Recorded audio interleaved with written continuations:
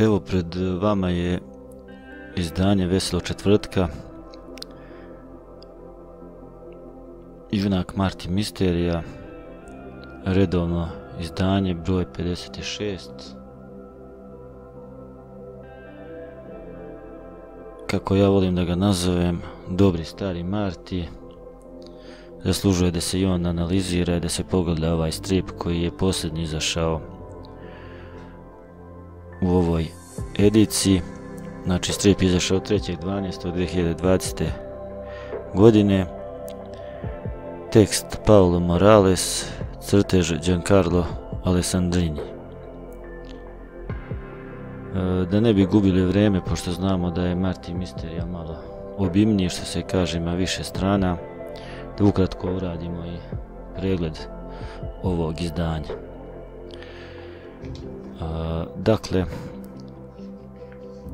strip se zove Grabljivci Svete šume. Naravno tu imamo uvodnik, ali odmah prelazimo na samu radnju.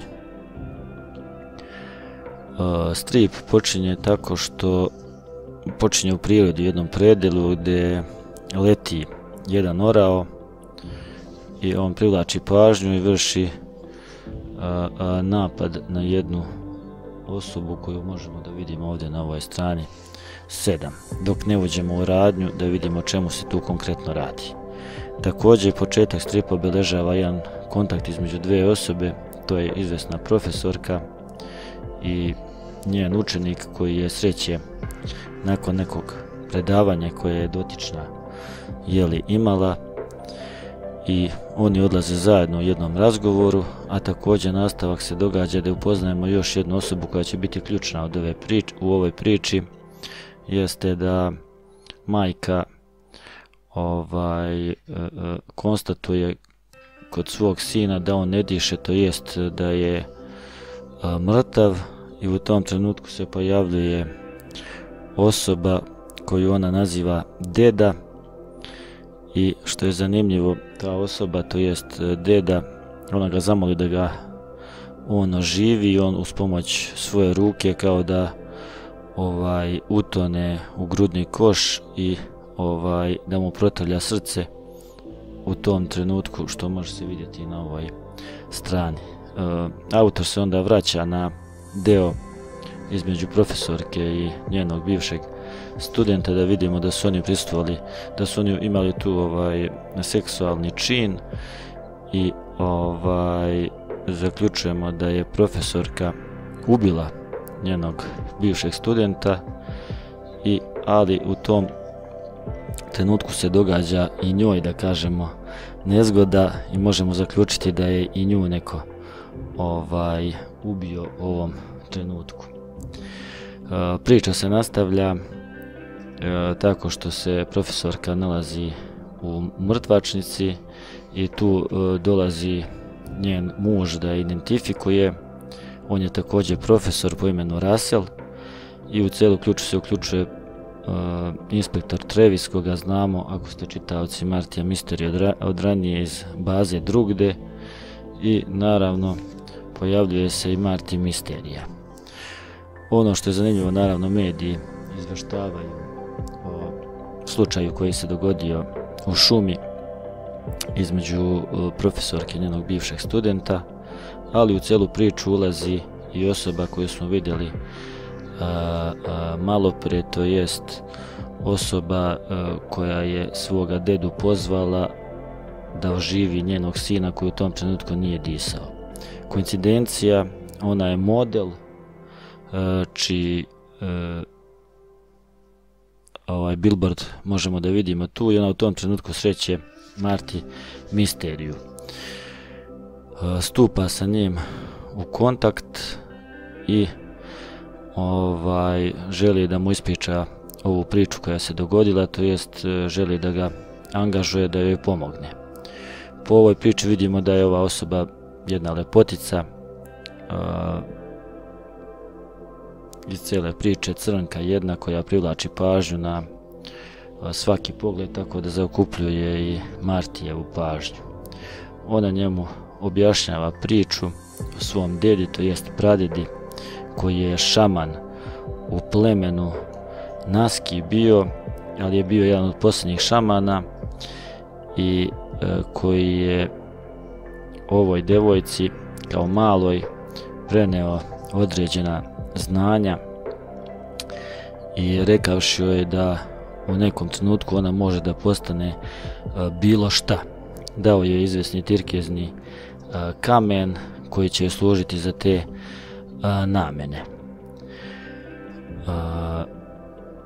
Osoba s kojom znači Marty razgovara i koja ga je angažovala naziva se Shadi i ona iz tog, znači zaključili smo da je iz indijanskog plemena da je postojao taj njen pradeda koji je bio posljednji šaman i koji je bio dosta poštovan, imao i određene moći u svom plemenu.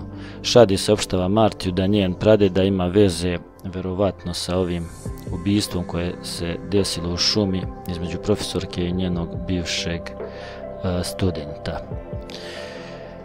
U celu priču počinje, da kažemo, istraga u ovom trenutku. Uključuju se neke druge osobe. Profesor Russell, to jest muž od ubijene profesorke, kontaktira neke svoje kolege.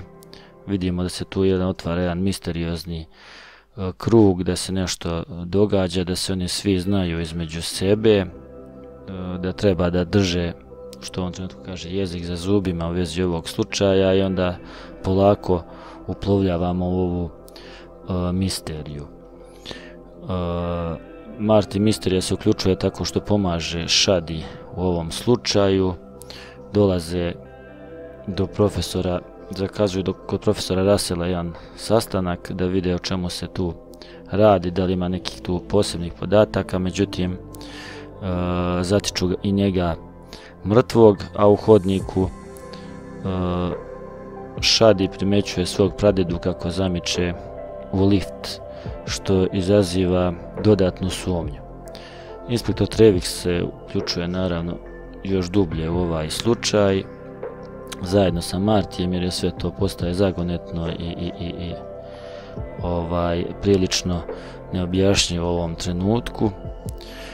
Zajedno sa Martijem misterijom pokušavaju da odgonetno o čemu se radi, i onda dolaze na ideju da onda Marty misterija koristi neke svoje veze i dolaze do podatka da su profesor Russell, onda profesorka koja je ubijena i još trojica kolega, naučnika i profesora sa drugih univerziteta i koristili odmor u jednom periodu u istom, da kažem, u istom vremenskom razdoblju prije nekoliko godina, što ih povezuje u ovu priču da su negdje bili, da su nešto zajednički radili.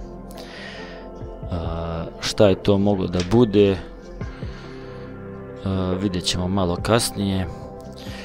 U jednom trenutku inspektor Travis kaže da ga je pozvala osoba po imenu Kagvatan, a Kagvatan je pradeda od Shadi, za koga ona tvrdi da se pojavljuje i da je on možda krivac za ta ubistva, i oni kreću na taj zakazani sastanak. Međutim, u tom putu jedan orao, to jest ptica, im skreće pažnju, to jest vrši napad na auto, što je dovoljno da slete u provaliju. Marty i inspektor Travis, kao i Shadi koji su bili u automobilu i pokušavaju da se spasu, međutim ne bi se spasli da Shadi nije u nekom trenutku mogla na jedan veoma zagonetan način da se, da kažemo, izađe iz auta i da otvori vrata i da ih spase obojicu. Od ovog trenutka inspektor Travis završava u bolnici, tako da glavni deo priče se prebacuje na Martija misteriju, što on iskreno baš i ne, tomu se njemu i ne sviđa, jer i on naravno je uvek bio u tim pričama i voli da bude uključen do maksimuma, ali u samoj priči se događa da je sad glavni deo prebačen na Martija misteriju. Inspektori, to jest policija, dolazi do drugog profesora iz ove priče, znači bilo ih je 5 ukupno, znači ostaje još 4, međutim u ulasku u njegovu kuću zatiču medveda koji vrši napad na njih i oni pucaju na njega, međutim ranjavaju ga, a medved beži iz te kuće, a ni traga ni glasa od profesora koga su tražili. Dobro, imam ovdje jedan deo gdje ponovo se Šadi i pradeda njen Kagvatan viđaju u nekom imaginarnom, da kažemo, okviru. Marty Mysteria vodi razgovore sa Travisom koji je i dalje u bolnici, prenosi mu informacije koje dobija i šta se događa. Zanimljivo je da Diana, Martijeva žena, nije ljubomorna na kontakte koje Marty ima sa Šadi. Ja sam očekivao da će tu možda biti nekih malo prebacivanja kao što to znamo iz prethodnih epizoda, ali ovdje ih nema. I radnja se nastavlja tako što Java, Šadi i Marty odlaze na Visoravan jer su dobili podatke da su tu nekada radili obred ovih 5 profesora koji su bili zajedno sa Šadijevim pradedom Kagvatanom. Obred u smislu da su taj odmor gdje su koristili su na ovoj poziciji i oni dolaze na to mjesto da bi ispitali slučaj jer su nekada, znači, angažovali Kagvatana, ovo 4 profesora, da im pokaže neke svoje moći i mogućnosti, što su oni kasnije i radili i primijenili u običnom životu. Tu zatiču ovog medveda koji odlazi u pećinu i zaključujemo da se taj medved transformiše u profesora koga su policajci ranili, što smo vidjeli na pre nekoliko strana. Profesor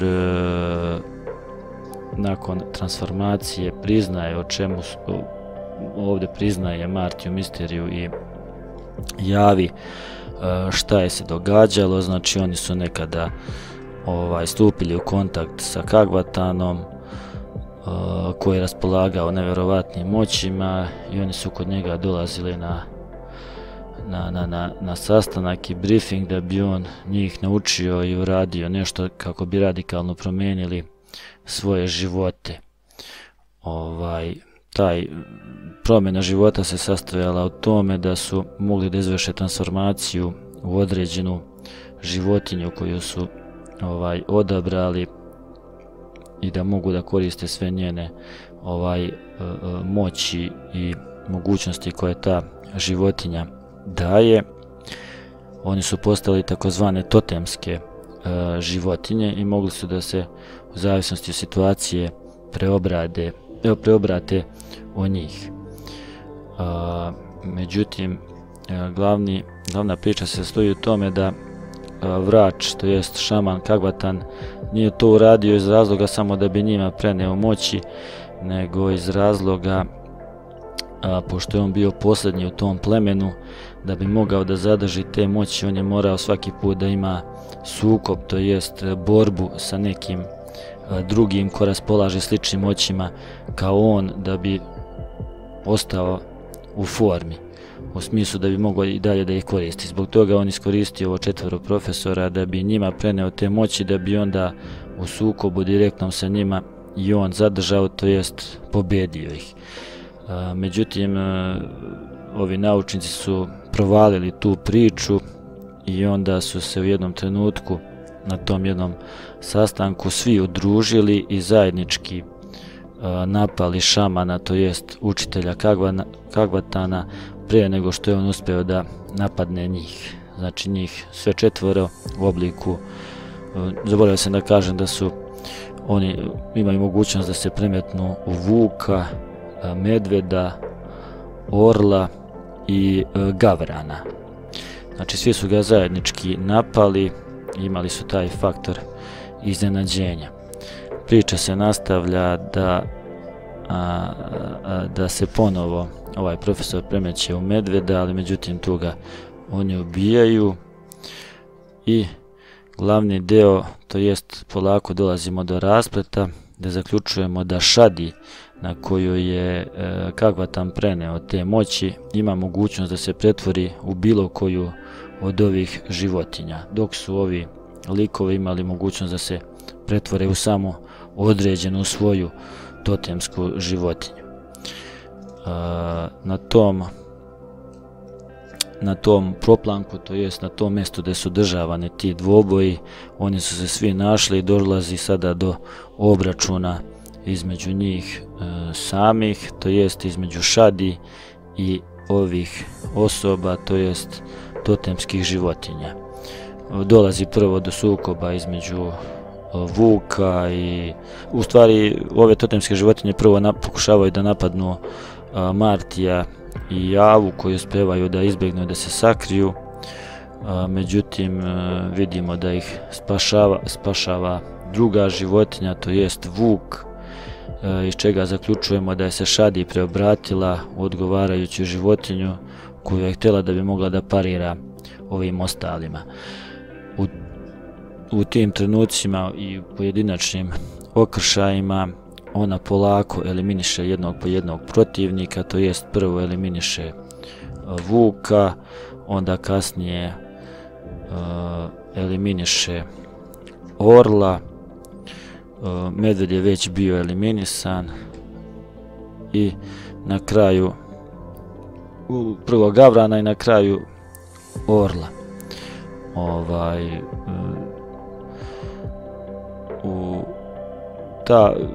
U toj borbi obično se završava, ta borba se završava tako što direktno srce uzimaju, to jest vadi se srce, kao što vidimo na ovoj slici, a tako su i ranija ubistva na početku ove priče bila i odrađena. Šadi na kraju se vraća u svoj prirodni oblik, ali u tom trenutku isto se premeće onako kako treba i u medveda i eliminiše posljednjeg protivnika, to jest Gavrana.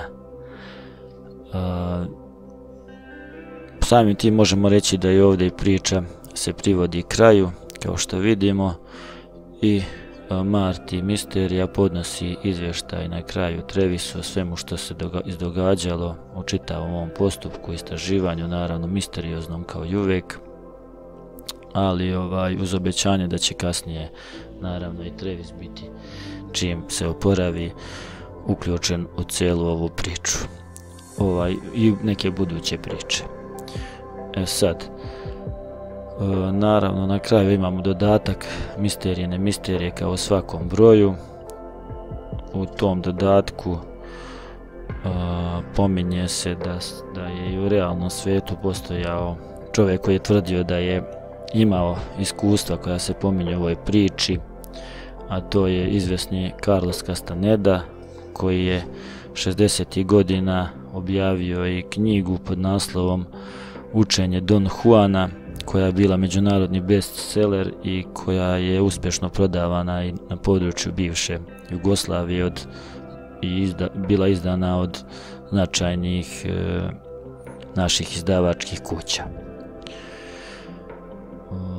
U suštini, eto, to je bila ukratko priča.